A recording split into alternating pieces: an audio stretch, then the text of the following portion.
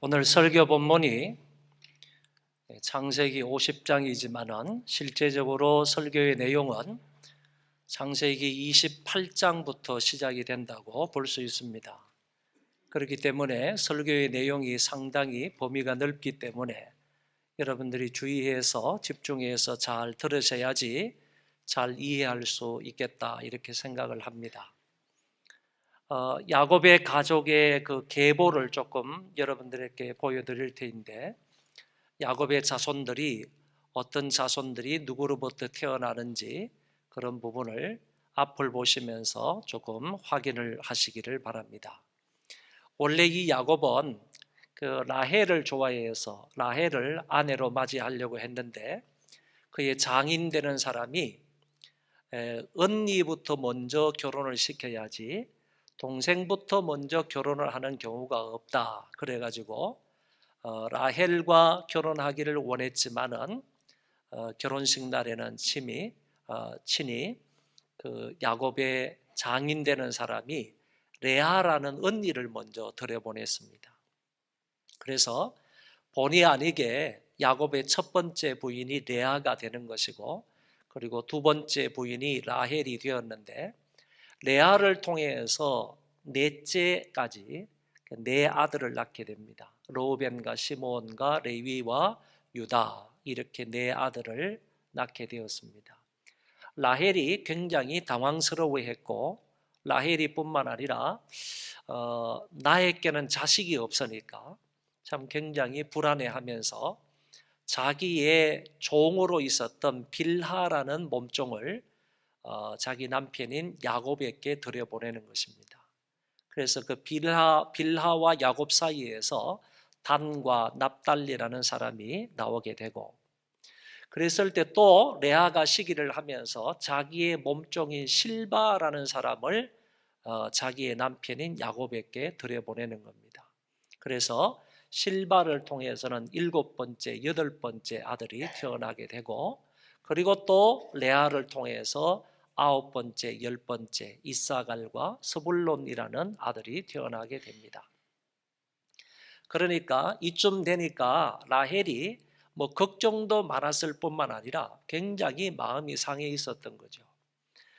저쪽에 레아를 통해서는 이렇게 많은 자식이 태어났는데 자기를 통해서는 아직도 하나님께서 자식을 주시지 않으시니까 굉장히 속상해 있었을 때 하나님께서 라헬의 태를 열어주셨습니다.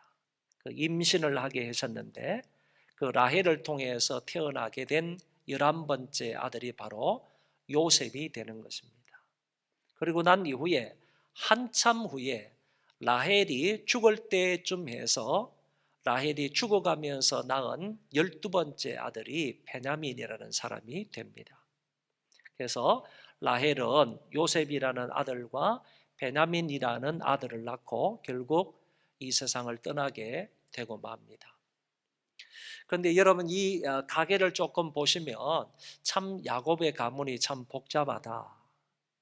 적어도 2명의 아내와 그리고 2명의 첩 사이에서 12명의 자식이 되는데 이렇게 많은 가족들이 있다 보니까 서로에 대한 갈등과 반목과 그리고 불화한 일들이 많이 생겨나게 된 것입니다. 특별히 요셉이 탄생하고 난 이후에, 요셉이 태어나고 난 이후에는 야곱이 라헬을 사랑했을 뿐만 아니라 라헬을 통해서 태어난 자식인 요셉을 더 극진히 사랑하게 됨으로 인하여서 요셉의 출생으로부터 시작을 해서 야곱 가문에는 또 다른 갈등과 반목이 생기게 된다, 그런 얘기입니다. 이런 갈등과 불안은 야곱의 11번째 아들 요셉이 태어나고 난 이후부터는 더 심각한 모습으로 변화가 되는 것입니다. 야곱은 레아를 사랑하지 않았고 또한 그의 자식들도 별로 사랑하지 않았습니다. 오로지 야곱은 라헬을 사랑했고, 그녀가 아이를 낳지 못하다가 아이를 임신하고 요셉을 낳았으니 부인과 자식이 얼마나 더 사랑스러웠겠는가, 얼마나 더 귀하게 여겨졌겠는가라는 것을 생각해 볼 수 있습니다. 그래서 야곱은 요셉이 태어나고 난 이후부터 요셉만 사랑하니까 자연히 가족들 간에는 갈등이 심화될 수밖에 없었던 것입니다. 야곱이 외삼촌 라반의 집에서 20년 동안의 삶을 정리하고 모든 가족과 가축을 이끌고 고향으로 돌아오게 됩니다. 그런데 형 에서가 400명의 군사를 거느리고 자기에게로 나오고 있다는 소식을 듣게 되었습니다. 이때 야곱은 옛날에 자기가 형을 속인 것으로 인하여 분명히 형이 나에게 복수할 것이다, 이런 생각에서 먼저 레아와 그의 가족들을 앞에 세우고 두 번째 진영에 자기가 사랑하는 라헬과 요셉을 그 뒤에 세워두게 된 것입니다. 만약에 형 에서가 와서 앞에 있는 사람들을 쳐서 죽이게 되면 뒤에 있는 라헬이나 요셉 정도는 살려야 되겠다, 이런 생각에서 앞 진영에는 자기가 별로 사랑하지 않는 처와 첩과 그리고 자식들을 세우고, 그 다음에 뒤편에는 자기가 끔찍히 사랑하는 처와 그리고 자식을 그 가운데 세우게 된 것입니다. 이것으로 인하여 레아의 식구들이 불만을 크게 가지게 되는 것을 볼 수가 있습니다. 그러다가 레아의 딸 디나가 가나안 사람들에게 강간을 당하는 사건이 벌어지게 됩니다. 이때 야곱의 아들들은 슬퍼하고 분노했습니다.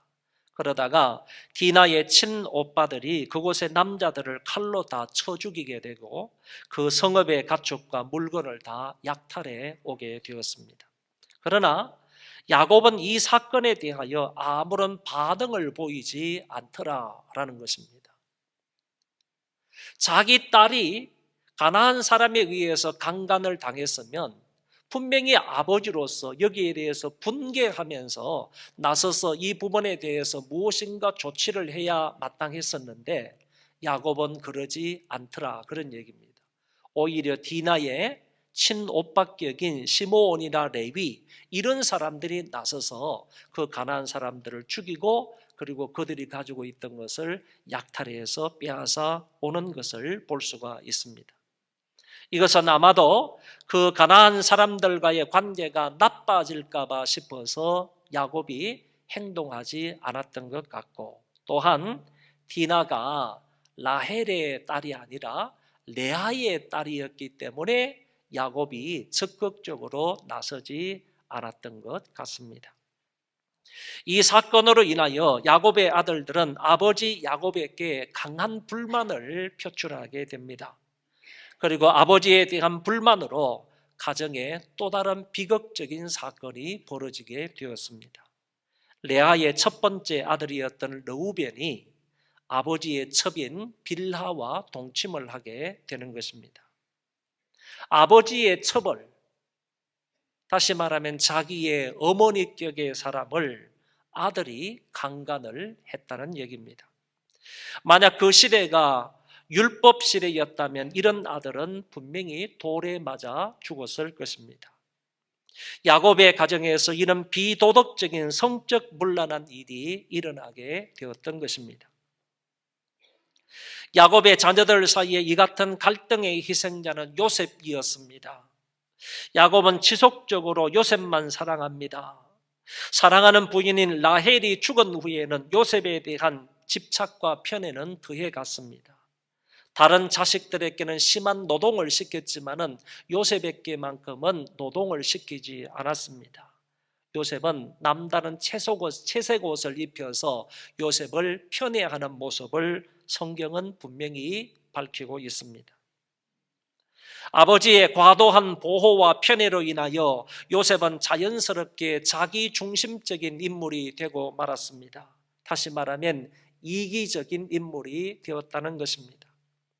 형들의 잘못을 아버지에게 고자질을 합니다. 형들이 잘못한 일이 있었을 때 그들의 잘못을 덮어주기는커녕 오히려 아버지에게 달려가서 다 일러 바쳤다는 것입니다. 그리고 요셉이 꿈을 꾸었습니다. 형들과 함께 요셉이 곡식단을 묶었는데 형들의 곡식단이 자기의 곡식단을 향해 절을 했다는 꿈이었습니다. 요셉은 이것을 자랑하듯이 그 형들에게 다 이야기를 했던 것입니다. 요셉은 또 다른 꿈을 꾸게 되었습니다. 해와 달과 11별이 요셉에게 절하는 꿈이었습니다. 이것도 형들에게 말하게 되었고, 그리고 자기 아버지께도 이 말을 하게 됨으로 인하여서 아버지의 마음도 상하게 되는 것을 볼 수가 있습니다. 요셉은 타인의 마음을 헤아리지 못하는 사람입니다. 자기만 아는 이기적인 마음과 태도를 가지고 있었던 사람입니다. 이런 이유로 인하여 형들은 요셉을 미워하게 되었고, 그리고 가정의 갈등과 불화의 골은 더 깊어만 갔던 것입니다. 형들이 요셉을 미워하는 결정적인 이유가 있습니다. 아버지 야곱이 자기들과 자기 어머니를 그렇게 싫어하는데, 자기들을 싫어하는 것은 그래도 어느 정도 견딜 수 있지만 자기의 어머니를 홀대하고 미워하는 것은 참을 수가 없었다는 것입니다. 우리는 미워할 수 있으나 어머니는 당신의 부인이므로 미워해서는 안 되는데, 저렇게 홀대하는 것은 자식으로서 보기 힘들었던 일이었습니다. 그렇다고 해서 아버지에게 어찌할 수 있는 문제도 아니었습니다. 그래서 형들은 아버지가 가장 아끼고 사랑하는 요셉을 대신 미워하게 되는 것입니다. 자기 부친에 대한 깊은 원망을 자기 이복 동생인 요셉에게 퍼부었다, 그런 얘기입니다. 이런 형들에게 복수할 기회가 다가왔습니다. 형들이 집에서 멀리 떨어진 도단이라는 곳에서 양을 치는데, 요셉은 형들이 잘 있는지를 확인하라는 아버지의 말에 순종하여 물어서 형들이 있는 곳을 찾아갔습니다. 이때 형들은 미워함과 시기함과 원망과 복수심에 사로잡혀서 요셉을 그 자리에서 잡아서 마침 이집트로 가고 있는 이스마엘 상인들에게 요셉을 팔아버리고 맙니다. 그리고 형들은 요셉의 채색 옷에 염소피를 묻혀서 아버지 야곱에게 그 채색 옷을 갖다 드렸습니다. 야곱은 요셉이 죽은 줄로 알고 슬퍼하면서 차라리 요셉이 있는 그 서울, 그 지옥으로 내려갔으면 좋겠다라고 말합니다. 요셉이 죽었다고 여긴 야곱은 자기의 삶의 의미가 사라져 버렸다고 생각을 했습니다. 이것이 라헬과 요셉만을 사랑하고 다른 아내들과 그 자식들을 무시했던 야곱 가정의 비극이었습니다. 불화했습니다. 그 가정은 이미 깨졌습니다. 그 가정에는 반목이 심하였습니다. 싸웠습니다. 편애했습니다. 비도덕적인 일들이 일어났습니다. 복수하는 가정, 그 가정이 바로 야곱의 가정이었고 또한 요셉의 가정이었다는 말입니다. 이 가정을 훗날 요셉이 회복시키게 됩니다. 이스마엘 상인들에게 팔려간 요셉은 애굽으로 내려가게 되고 바로의 시위대장 보디발의 집에 노예로 팔려가게 되었습니다. 먼 이국 땅 노예로 팔려간 요셉이었지만 성경은 그 요셉에 관하여 이렇게 말씀합니다. 여호와께서 요셉과 함께 하심으로 그가 형통한 자가 되어 그의 주인 애굽 사람의 집에 있으니 그의 주인이 여호와께서 그와 함께 하심을 보며 또 여호와께서 그의 범사에 형통하게 하심을 보았더라. 요셉이 그의 주인에게 은혜를 입어 섬김에 그가 요셉을 가정 총무로 삼고 자기의 소유를 다 그의 손에 위탁하니 그가 요셉에게 자기의 집과 그의 모든 소유물을 주관하게 한 때부터 여호와께서 요셉을 위하여 그 애굽 사람의 집에 복을 내리심으로 여호와의 복이 그의 집과 밭에 있는 모든 소유에 미친지라.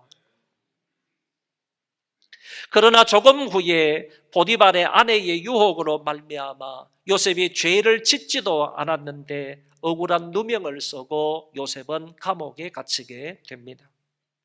그러다가 우여곡절 속에서 하나님이 주신 은혜의 그 지혜로 바로 왕의 꿈을 해몽해 주므로 하루아침에 국무총리가 됩니다.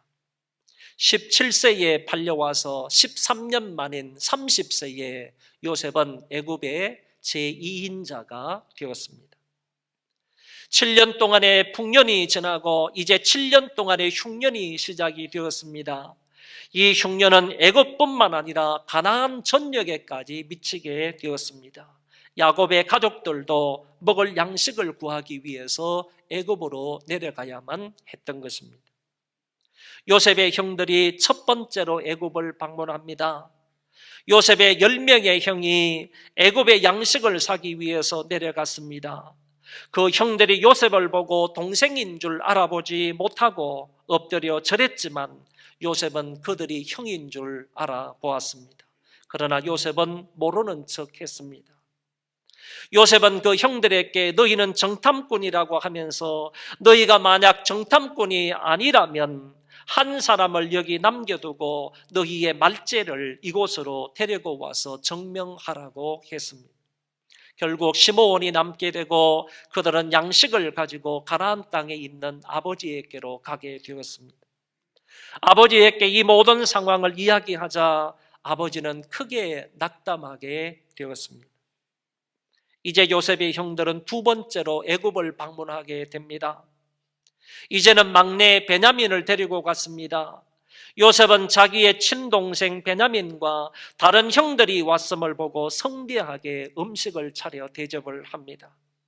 그 자리에서도 모든 형들은 요셉에게 엎드려 절을 하고 준비한 선물을 드렸습니다. 요셉은 아버지의 안부를 묻고 이어서 동생 베냐민을 보자 울음을 참지 못하여 방 안으로 들어가서 한참 동안 울다가 나중에 눈물을 닦고 나왔던 것입니다. 요셉은 음식을 풍성히 대접하고 난 후 그들의 자루에 양식을 잔뜩 실어서 보내는데 베냐민의 자루에는 요셉의 은잔을 몰래 넣어 두었습니다. 이들은 음식을 잘 대접받고 선물도 받고 그리고 양식을 구입해서 이제 가나안 땅을 향해서 가게 됩니다. 한참 가는데 요셉의 청지기가 급히 달려와서 너희가 은혜를 원수로 갚는다면서 주인의 은잔을 훔쳐갔다고 말합니다. 요셉의 형들은 아니라고, 우리가 절대로 그런 짓을 하지 않았다고 말하면서 만약 그 은잔을 훔친 자가 있다면 그를 죽이고 우리는 당신의 종이 되겠다고 말합니다. 그들은 자루를 땅에 풀어놓고 전부 뒤졌더니 막내의 자루에서 그 요셉의 은잔이 나왔습니다. 그들은 다시 요셉에게로 왔고 요셉이 그들에게 호통을 치니까 그들은 일제히 우리가 다 잘못했으니 용서해 주시고 우리 모두가 당신의 종이 되겠다고 말합니다. 요셉은 그럴 필요가 없이 은잔을 훔쳐간 사람만 나의 종이 되면 된다고 했습니다. 그러나 유다가 베냐민을 위하여 간청하매 요셉은 아우와 아비를 위한 그들의 마음을 보고 감격스러워하면서 드디어 울면서 자기가 바로 요셉이라고 그 형들 앞에 이야기를 합니다. 요셉은 방성대곡하면서 형들의 목을 안고 울었습니다. 물론 베냐민의 목을 안고 한참 동안 울고 있는 요셉의 모습을 성경은 밝히고 있습니다. 이런 만남이 있은 후에 요셉은 아버지의 가족들을 애굽으로 초청하여 고센 지방에 살게 합니다. 계속되는 기근 속에서도 요셉은 애굽과 자기 아버지 야곱의 가족들을 잘 보살피면서 자기의 소임을 다 감당합니다. 그러다가 요셉의 아버지 야곱이 병들어 죽게 되었습니다. 그가 죽으면서 요셉의 아들들에게 축복하고 이어서 자기의 12아들에게 일일이 예언적인 축복을 했습니다. 야곱의 장례는 성대하게 치루어졌고 그의 시체는 가나안 땅에 묻게 되었습니다.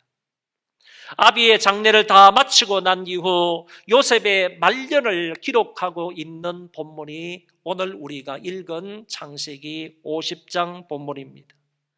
본문의 내용은 요셉의 형들이 전날의 죄를 거듭거듭 용서해 달라고 빌 때 요셉이 형들의 죄를 용서해 주는 부분이 기록되어져 있습니다.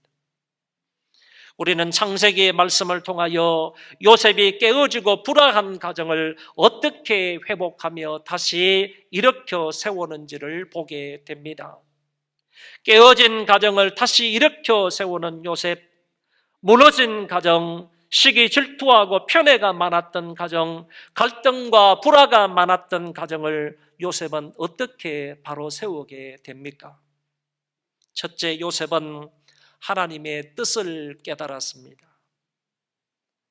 요셉은 아버지 야곱으로부터는 사랑을 받았지만 결국 죽을 뻔한 고비를 넘기고 먼 이국 땅으로 노예로 팔려갔습니다. 남의 가정에서 일을 하다가 누명을 써서 억울하게 감옥에 갑니다. 그리고 우여곡절 속에 왕의 꿈을 해석해 주므로 하루아침에 애굽의 국무총리가 되었습니다. 이거는 애굽의 여러 어떤 그 직분들을 거치고 난 이후에 나중에 발탁이 되어서 애굽의 국무총리가 되었다는 그런 말이 아니라는 것입니다. 감옥에 있던 요셉이었습니다. 노예로 팔려왔던 요셉이었습니다. 너무너무 비참한 환경 속에 있던 그 요셉이었지만은 그 환경 속에서 하루아침에 요셉은 바로 왕의 발탁을 받아서 국무총리가 되었다. 그런 얘기입니다. 그런데 하나님이 자기를 이렇게 돌리고 돌리시고 그리고 이리저리로 이끌어 주시고 지금 이 자리에 이르게 해주신 이유와 목적이 무엇인지를 요셉은 깨닫게 되었다는 것입니다. 요셉은 자기를 향한 하나님의 뜻과 이 민족, 자기 백성을 향한 하나님의 계획과 섭리를 깨달았다. 그런 말입니다. 두려워 떨고 있는 형들에게 요셉이 이렇게 말합니다. 당신들은 나를 해하려 하였으나 하나님은 그것을 선으로 바꾸사 오늘과 같이 많은 백성의 생명을 구원하게 하시려 하셨나니. 당신들은 나를 죽였지만은, 당신들은 나를 죽이려고 했지만은, 당신들은 나를 팔려고 했지만은 하나님께서 그것을 선으로 바꾸사 오늘날과 같이 이 백성들의 생명을 구원하게 하셨다고 말합니다. 형들은 나를 해하려 애굽으로 팔았지만 하나님은 그것을 이용하셔서 나를 애굽의 국무총리로 삼으시고 나를 통해 만민의 생명을 기근 중에서 구원하셨다고 얘기했습니다. 이런 하나님의 경륜과 뜻을 아는 내가 어찌 형님들을 해칠 수가 있겠습니까? 라고 말합니다. 형들이 나를 판 것도 하나님의 섭리 가운데 있는 것이고 내가 이 나라의 국무총리가 된 것도 하나님의 계획 속에 된 것인데 어찌 내가 형들을 해할 수가 있겠습니까? 라고 얘기합니다. 요셉은 하나님의 뜻을 알았기 때문에 형들에게 복수하지 않았습니다. 오히려 하나님의 섭리를 믿고 인내하며 그 뜻이 이루어지기를 기다리고 있었던 것입니다. 여러분, 오늘 우리도 이럴 때 가정이 화목하게 된다는 사실을 기억하시기를 바랍니다. 나를 향하신 하나님의 뜻이 무엇이고 내 가정을 향하신 하나님의 뜻이 무엇이고 이 민족을 향하신 하나님의 뜻이 무엇인지를 알게 될 때에 그 가운데 하나님의 평강과 은혜가 있게 되는 것이고 그런 사람이 있는 가정은 화목하게 되고 평화를 이어갈 수 있게 된다는 말씀입니다. 두 번째, 요셉은 형제들의 잘못을 용서했습니다. 요셉의 형들이 자기들의 아버지가 죽자 혹시 지금까지는 아버지가 살아계셨기 때문에 복수를 못하다가 이제 아버지가 돌아가셨으니까 우리가 행한 모든 악을 기억했다가 분명히 우리에게 복수할 것이다 라고 형들은 생각했습니다. 그래서 형들이 요셉에게 와서 엎드려 절하면서 우리가 악을 행하였으니 바라건대 우리의 허물과 죄를 용서해 달라고 빕니다. 요셉은 또 그들이 하는 말을 듣고 마음이 안 좋아서 울었다고 했습니다. 그리고 이렇게 말합니다. 요셉이 그들에게 이르되 두려워하지 마소서 내가 하나님을 대신하리이까 그랬습니다. 요셉은 오히려 두려워 떨고 있는 형들을 위로했던 것입니다. 그리고 나는 하나님을 대신하여 심판할 수 없다고 말했습니다. 이런 그들의 죄를 용서하겠다는 뜻인 것입니다.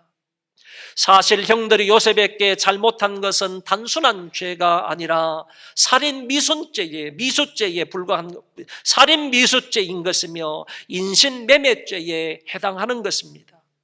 이런 죄는 용서할 수도 없고 용서받을 수도 없는 중한 죄이지 않습니까? 그럼에도 불구하고 요셉은 그들의 악행을 하나님의 섭리 중에 있음을 인정하고 그들의 죄를 용서하고 있다는 것입니다.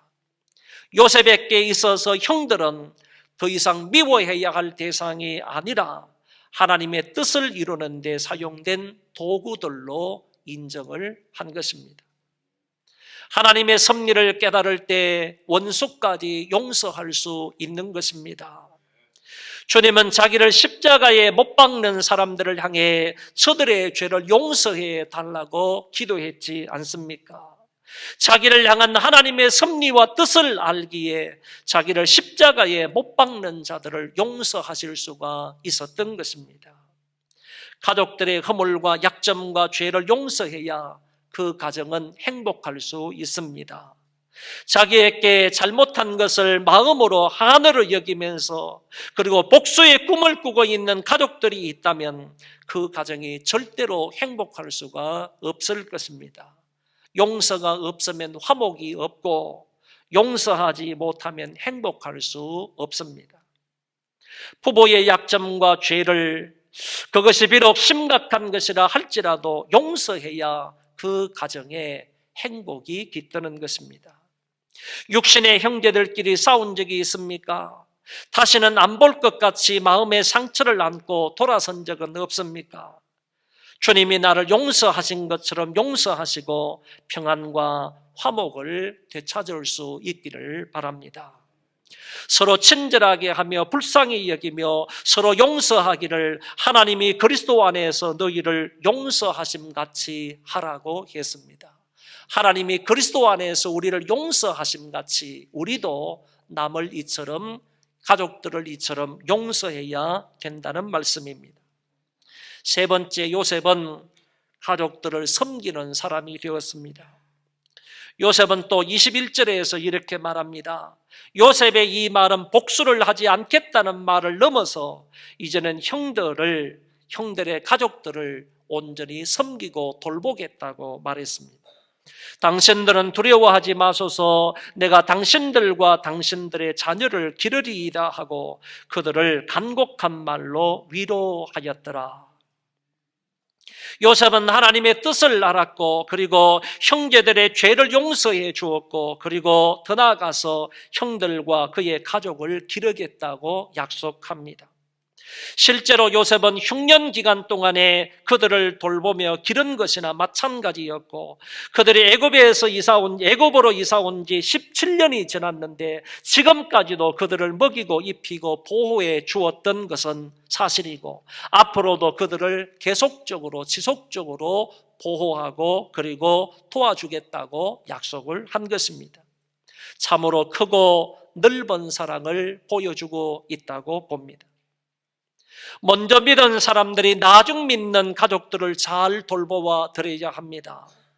신앙이 장성한 사람들이 믿음이 연약한 자들을 잘 보살펴 주어야 합니다.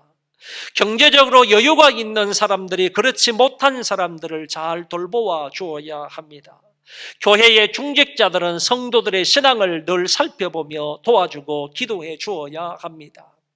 교사들과 구역의 인도자들은 반 아이들과 구역 식구들을 늘 가슴에 품고 기도해 주며 하나님의 말씀으로 잘 양육해 주어야 합니다. 그럴 때 여러분의 가정과 구역과 반이 은혜롭고 행복해지는 것입니다. 우리는 창세기의 뒷부분의 말씀을 통하여 요셉이 깨어지고 불황한 가정을 어떻게 회복하며 다시 일으켜 세우는지를 보게 되었습니다. 깨어진 가정, 무너진 가정, 시기 질투하고 편애가 많았던 가정, 갈등과 불화가 많았던 그 가정을 요셉은 어떻게 바로 세우게 됩니까? 요셉은 하나님의 뜻을 깨닫고 자기를 죽이려고 했고 멀리 팔아버렸던 형제들의 잘못을 용서하였습니다. 그리고 여기서 그치지 않고 형들과 그의 가족들을 섬기게 되었습니다. 그러므로 그 가정이 하나님의 은혜 중에 회복이 되어서 12지파의 족장들의 가정으로서 든든히 서가게 되는 것을 볼 수 있습니다. 5월 가정의 달을 맞이하여 여러분의 가정이 지금 어떤 형편에 놓여 있는지 모르겠습니다. 어떤 형편과 어떤 처지에 놓여 있든지 간에 심지어 야곱이나 요셉의 가정처럼 다 깨어진 처참한 환경 속에 있더라도 요셉처럼 나와 우리 가정과 이 민족을 향하신 하나님의 섭리를 깨닫고 가족들, 형제, 자매들을 진심으로 용서하며 그들을 그리스도의 사랑으로 잘 섬김으로 여러분들의 가정이 회복될 수 있기를 바랍니다. 기도하겠습니다.